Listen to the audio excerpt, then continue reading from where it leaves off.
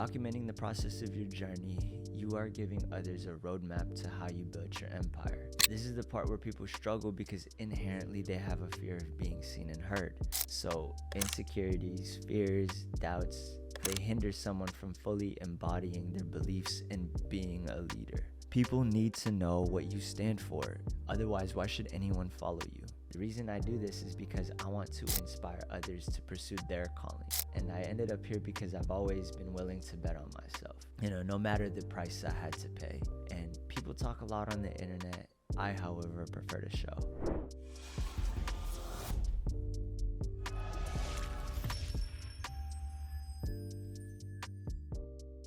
Hands down, one of the most important things that I've learned on my journey by investing well over $40,000 on myself is the importance of building your personal brand. This is by no means a flex, so let's just all chill the ego real quick. I don't even think $40,000 is a lot, to be honest. I personally know people that have invested millions of dollars on themselves alone.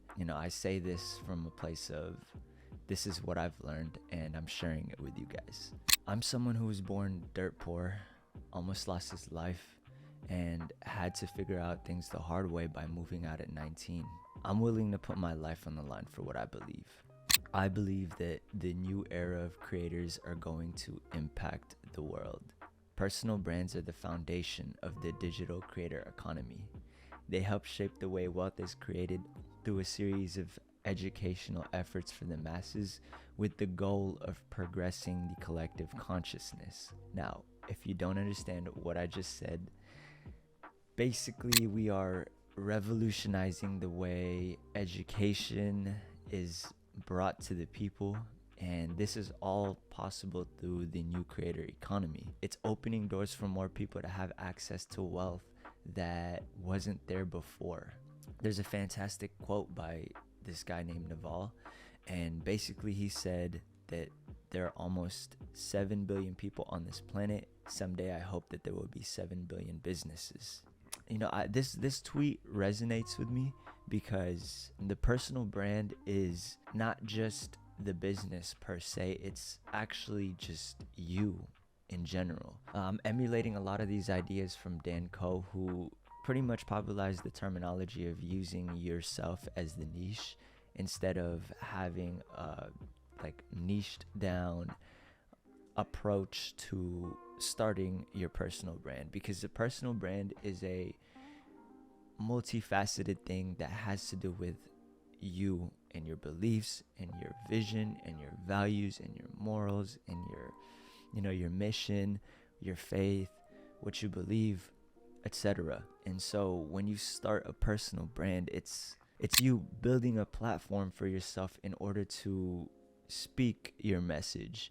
And the only way the message is going to resonate or land for people is if they can look at your personal brand, which is AKA you, and they can resonate with you.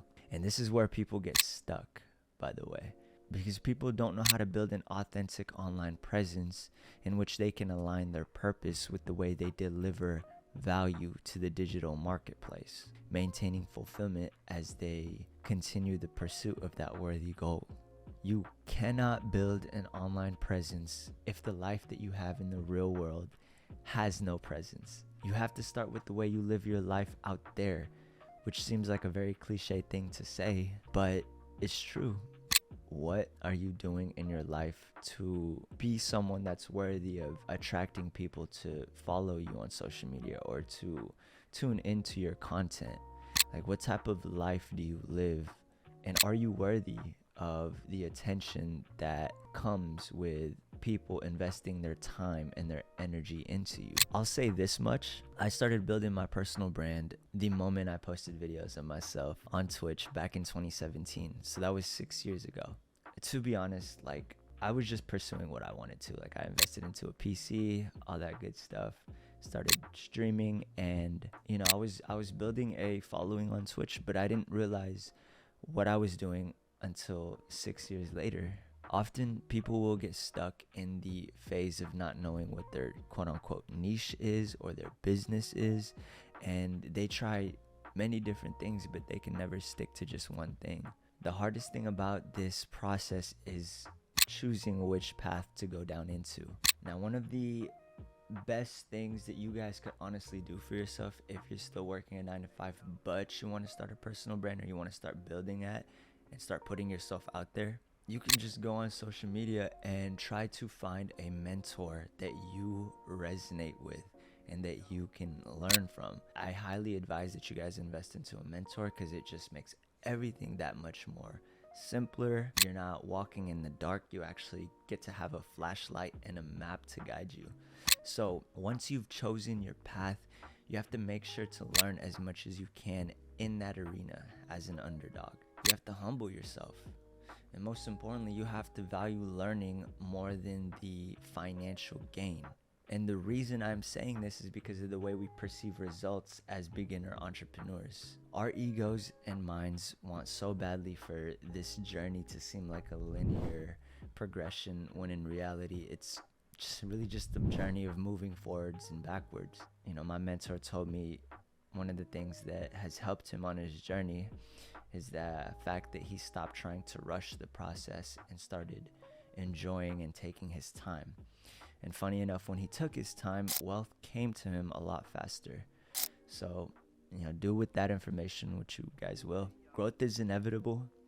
As long as you stick with your calling. I've spoken about your calling on a previous post, by the way. So if you guys want to check that out, it's going to be linked in the description somewhere. Basically, to summarize, your calling can come at any point in your life. It's what your soul is yearning for, and usually it's in the form of an outward expression.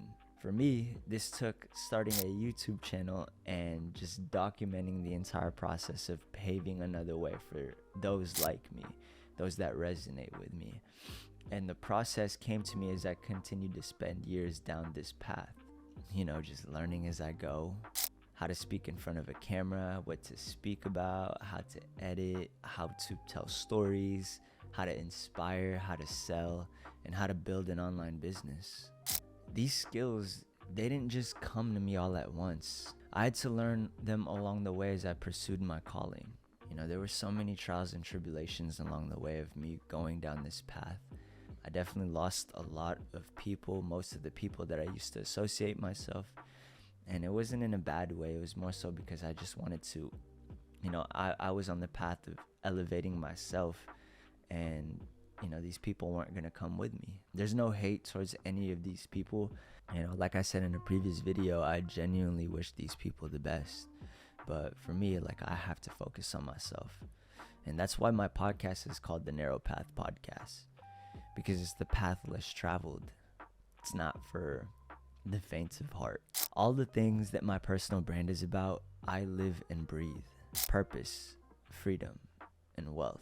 And not just the pretty shit that comes with it either. I'm talking about the real ugly stuff, you know, the not so sexy stuff, the stuff that comes with obtaining and building those 3 pillars to a meaningful life. So for you to get an idea of what I mean when I say the narrow path, I think it's important for me to compare it to the traditional path. So with the traditional path, what we're looking at here is, you know, you get a degree, you work a 9 to 5, you maybe get married, buy a home, have kids, and then you retire. After 40, 50 years of working, you retire, or maybe work a retirement job while you're retired. Guys, like, I just want to make this super clear. There's nothing wrong with working a 9 to 5.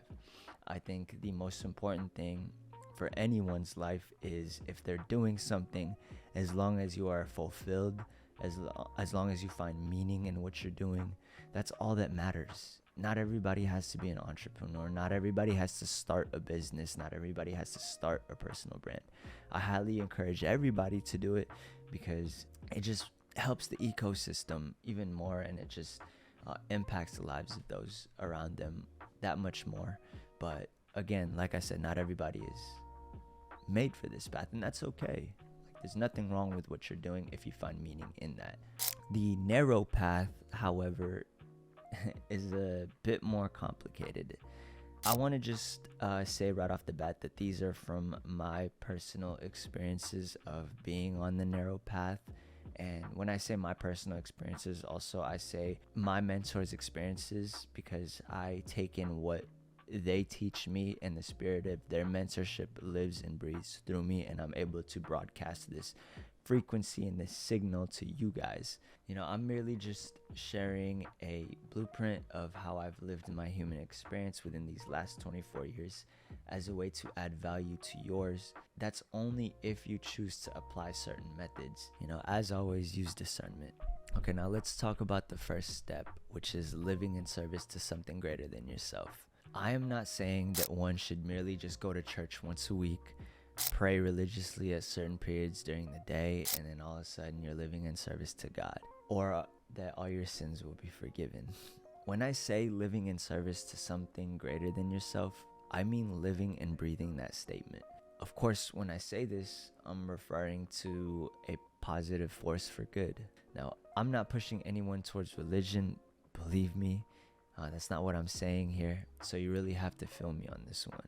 This was a massive step in my evolution on this journey, and this is where I draw my strength from.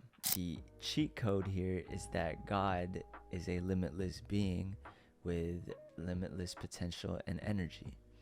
And so if you live in service to God, to Source, you can draw from this limitless pool of energy and use it in your day-to-day life. If you live in service to yourself, then you will only seek to serve yourself.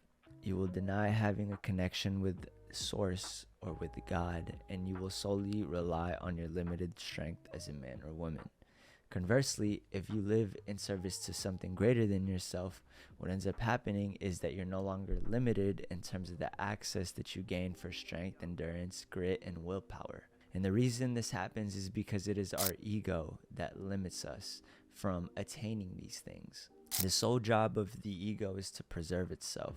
And the only way it can do that is by limiting you from doing certain things that fall outside the realm of its safety boundaries. When you live in service to something outside of yourself, your ego no longer limits you. There's a fantastic quote in the book Peak Performance by Brad Stulberg and Steve Magnus. They state that a large part of our ego's role is to literally protect ourselves. It is our ego that tells us to shut down and flee when faced with threats. When we transcend our self and minimize our ego, however, we can overcome the fears, anxieties, and physiological protective mechanisms that so often hold us back from achieving major breakthroughs. A whole new realm of possibilities emerge. Now, with that comes the second step in the narrow path, which is to invest in yourself. There are a ton of reasons why I believe that inherently we are all investors, but let me just boil it down to one thing: time. We invest our time into things already. Whatever we give our time to is ultimately what we value most in this life. For example, we go to the gym, we invest into skills and crafts, we invest into businesses, we invest into careers, we invest our time into things via consuming online content, reading books, education, networking events.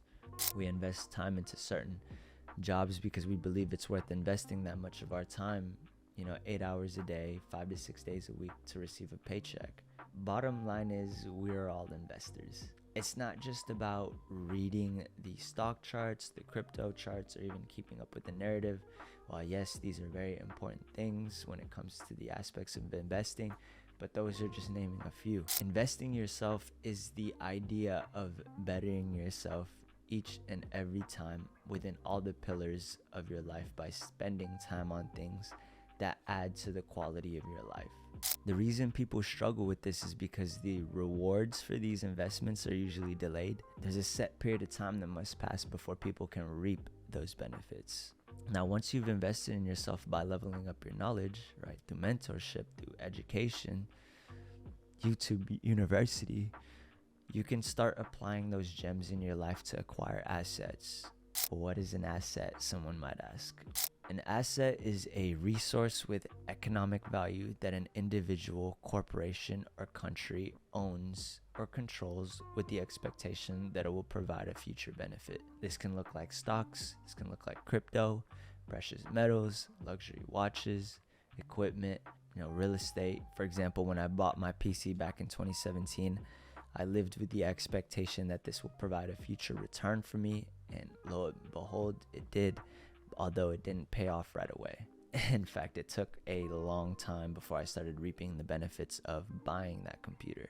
And I originally purchased it because, like I said, guys, I wanted to be a streamer on Twitch, and I did it. It just didn't stick. But that's the journey, guys. You try one thing, it doesn't stick, you move on to the next thing, and you do that until something does stick. I didn't know that I was gonna end up here, and I ended up here because I've always been willing to bet on myself, no matter the price I had to pay. The third step in the narrow path is to document the process of your journey. By documenting the process of your journey, you are giving others a roadmap to how you built your empire. The reason I do this is because I want to inspire others to pursue their calling. And people talk a lot on the internet. I, however, prefer to show. This is the part where people struggle because inherently they have a fear of being seen and heard. So insecurities, fears, doubts, they hinder someone from fully embodying their beliefs and being a leader. Guys, that's why I suggest making the first step to live in service to something greater than yourself, because by doing that, you are bypassing the limits that the ego places on your potential. Documenting the process of your journey by posting online allows you to start building your personal brand. The digital economy is thriving thanks to entrepreneurs who build online platforms and connect with their audience in ways that establish a relationship between the creator and the audience. This allows people to gauge whether, they can even trust you, your brand, and what you stand for. I can't emphasize this enough, guys. People need to know what you stand for. Otherwise, why should anyone follow you? I think these are perfect questions to ask yourself when you're building a personal brand. I'm going to throw up a tweet that I made back in July about the 3 questions to ask yourself when building a personal brand. And I believe this ties very well into this conversation. Definitely something to ponder about. Now, the 4th step in the narrow path is building wealth and choosing freedom. To me, wealth is a whole host of things. I believe that wealth is spiritual health, physical health, knowledge and wisdom, your money, and relationships. The best part about the journey of building your personal brand is that you're also building your wealth along the way as well. These are all pillars to me that represent the wealth a man or woman has, and they can have an abundance of everything, which signifies to me that that individual is wealthy. They can have an abundance of money, but if their physical health is lacking, spiritual health isn't there, and they're not that great with relationships that they have, they wouldn't be wealthy to me. To me, they're just rich. Conversely, someone could be great with relationships, but if their finances are lacking, then they're not wealthy. To me, they're just people pleasers, or great with relationships, but terrible at money. If I make sure that all these buckets of my life are being filled to 100%, it just shows you that I'm someone that can take care of my wealth. I'm someone that can manage and grow my wealth because my buckets are always filled. Another thing that my mentor said as well, and it just landed for me, is that you can be an absolute baller, you could be an absolute multi-millionaire mogul, but if you come home and your wife is unhappy with you, you ain't shit. And to me, when I heard that, I was like, you know what, that's absolutely right. And these are timeless principles, guys. Like I can quote this from The Way of the Superior Man, The Masculine Relationship. Take care of all the buckets in your life and you will live a meaningful life. I promise you guys, there's no way that you won't live a meaningful life if you do those things. When you actively choose freedom, something funny ends up happening. And the secret here is that you're no longer a slave to anything. I want to refer you guys to my mentor who has taught me that wealth and freedom is our God-given right. I've been studying under this man for the past 7 months, and I can't thank him enough for passing the keys to my freedom right back to me. If you guys would like to go do a deeper dive on the matrix and how to set yourself free from the system, I highly advise that you go check out my brother Jay Griff. And I'm going to link his YouTube channel in the description so that way you guys can check him out. The only prison that exists is the one in our mind. When you actively choose to go watch Netflix after work instead of pursuing your calling and building a business, you're choosing to be enslaved. The magic pill is to learn as many skills as you can, apply it to the internet, and generate an income for yourself while working that 9 to 5. Now, I know that's easier said than done, guys, but I am literally living proof of this. There's so many more like me, and there will continue to be more like me as the collective consciousness just elevates.